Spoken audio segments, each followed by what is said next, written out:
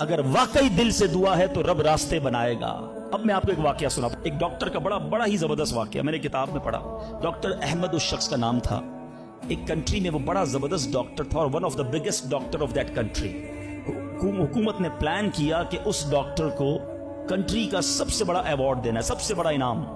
एक सेमिनार मुकर्रर किया गया, उसको एज अ स्पेशल गेस्ट मेहमान खुसूसी बुलाया गया। कहा दुनिया भर से लोग बुलाएंगे, पाकिस्तान के या उस मुल्क के बड़े लोग आएंगे, आपको गिफ्ट दिया जाएगा, आपको अवार्ड दिया जाएगा। डॉक्टर साहब बड़े खुश कि मेरे एजाज में इतनी बड़ी तकरीब। मिसाल देता हूँ, उनकी मंडे को तकरीब थी, संडे को उन्होंने फ्लाइट बुक कर ली कैपिटल जाने के लिए, दारुल हुकूमत में जाने के लिए। संडे को जब फ्लाइट टेक ऑफ होती है, बड़े खुश हैं डॉक्टर साहब के लाइफ टाइम एक ऐसा अवार्ड मुझे मिलने वाला है जो पूरी जिंदगी में नहीं मिला मुझे। फ्लाइट टेक ऑफ हुई और जहाज जो है वो जैसे ही टेक ऑफ हुआ थोड़ी देर बाद मौसम खराब हो गया। जहाज में बड़े हिचकोले आने लगे, बड़ी घबराहट इनको हो गई। ऐसा लगा कि जहाज कहीं हादसे का शिकार ना हो जाए। कैप्टन ने ऐलान किया कि जहाज में कोई फनी खराबी है, मौसम भी बड़ा खराब है, हमें किसी छोटे से एयरपोर्ट पर जहाज उतारना पड़ेगा। उस जहाज को एक छोटे एयरपोर्ट पर खैरियत से लैंड करवाया गया।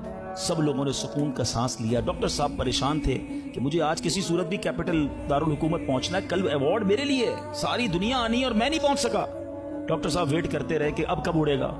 एयरपोर्ट के अमले ने कहा कि हुजूर आज जहाज नहीं उड़ सकता, ये जहाज में ऐसी खराबी है, हमारा एयरपोर्ट भी बहुत छोटा है, हमारे यहाँ कोई टेक्निकल स्टाफ नहीं है, ये कल हो सकेगा।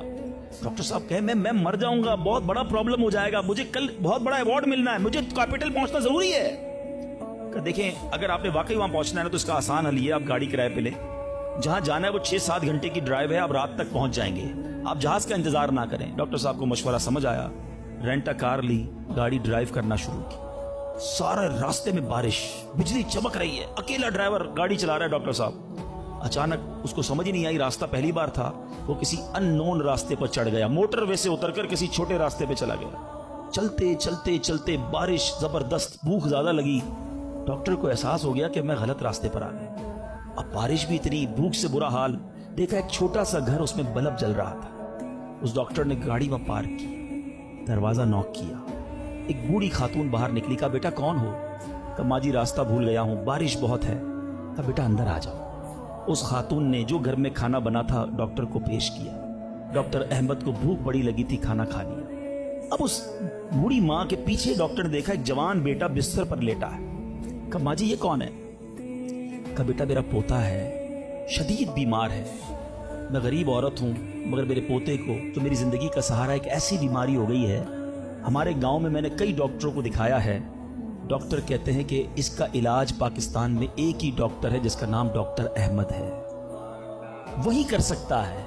बेटा हर नमाज के बाद दुआ करती हूँ कि इतने पैसे जमा हो जाएं कि मैं अपने इस माजूर बेटे को डॉक्टर अहमद के पास ले जाऊं। तुम मुझे मुसाफिर लगते हो, जरा तुम भी दुआ कर दो मेरे बेटे का इलाज हो जाए। डॉक्टर अहमद दस्तरखान पर बैठकर रोने लगा। कहता है माँ जी मेरे जहाज का खराब होना, छोटे एयरपोर्ट पर उतरना, मेरी गाड़ी का रास्ता भूलना और आप ही के दरवाजे पर आकर खड़े होना, ये फकत आपकी दुआओं का समरा है। मैं ही डॉक्टर अहमद हूं, आज आपके घर में आ गया हूं, मैं आपके बेटे का इलाज करूंगा। ये है दुआ। अल्लाह से दुआ करो तो घबराओ नहीं, अल्लाह से दुआ करो तो यकीन रखो, अगर वाकई दिल से दुआ है तो रब रास्ते बनाएगा।